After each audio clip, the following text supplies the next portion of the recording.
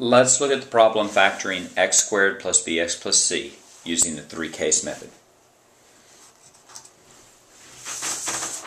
So in case 1, we're looking at problems where b is positive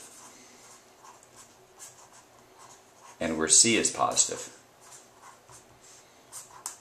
And in that example, your trinomial will always be factored into two binomials where the first one is x plus a number and then the other one is x plus a number, if it can be factored at all.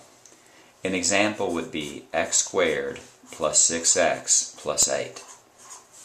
You know the first step of the problem is to write down x plus, and then the second step is to find what those two numbers are. Case number 2 is when b is negative and when c is positive. An example of that would be x squared minus 13x plus 30. A is 1, b is minus 13, and c is 30. So when b is negative and c is positive, you have two minuses. Now that makes a lot of sense. A negative times a negative will be a positive, and that's how you get c. And a negative plus a negative is a negative, which is how you get b. Case 3 is when c is negative, and it doesn't matter what b is. If c is negative, it's case 3. And here's two examples. The first one being x squared minus 2x plus 80.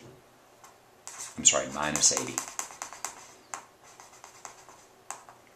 And you have c is negative, so you have 1 plus, and you have 1 minus. And another example would be x squared minus 3x, or let's say plus 3x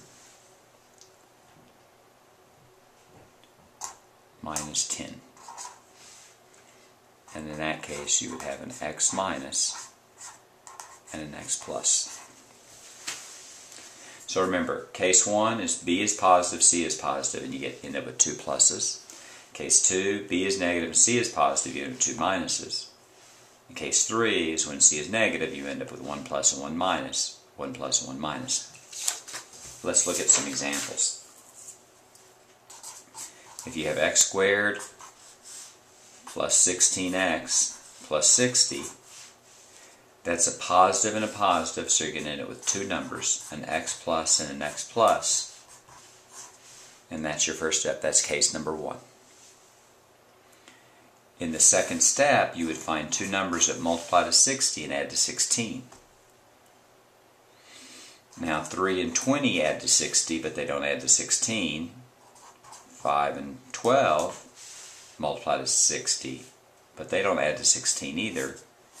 6 and 10 multiplies to 60 and adds to 16. And the order doesn't matter. That's the example of case 1. An example of case 2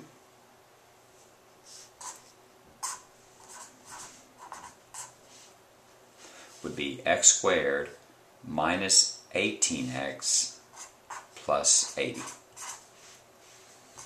When b is negative and c is positive, you end up with two negatives. And then when you end up with two negatives, you find two numbers that multiply to 80 and add to a minus 18. That's 5 and 16. No, that is working. 2 and 40 doesn't work. 10 and 8 works. So that's an example of case 1 and an example of case 2. Let's look at two examples of case 3. The first one, x squared plus 4x minus 60. You know that if c is negative, you end up with 1 plus and 1 minus. Now the order doesn't matter, but which one's positive and negative matters. So I go minus 60.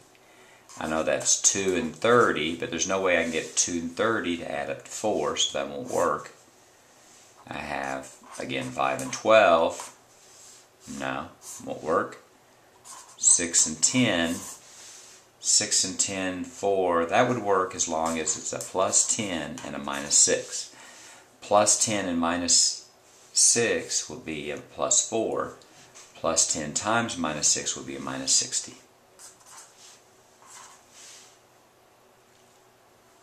Another example of case number 3. Let's have the second term to be negative.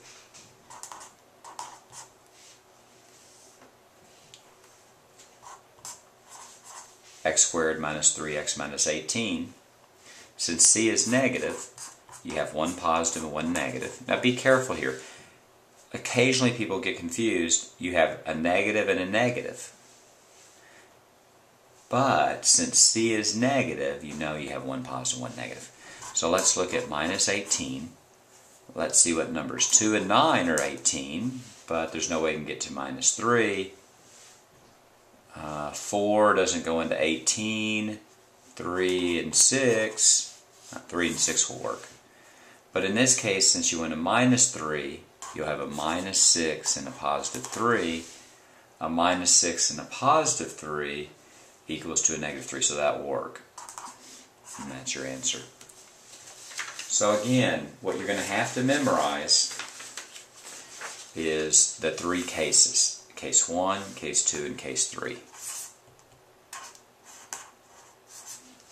And that's the 3-case method.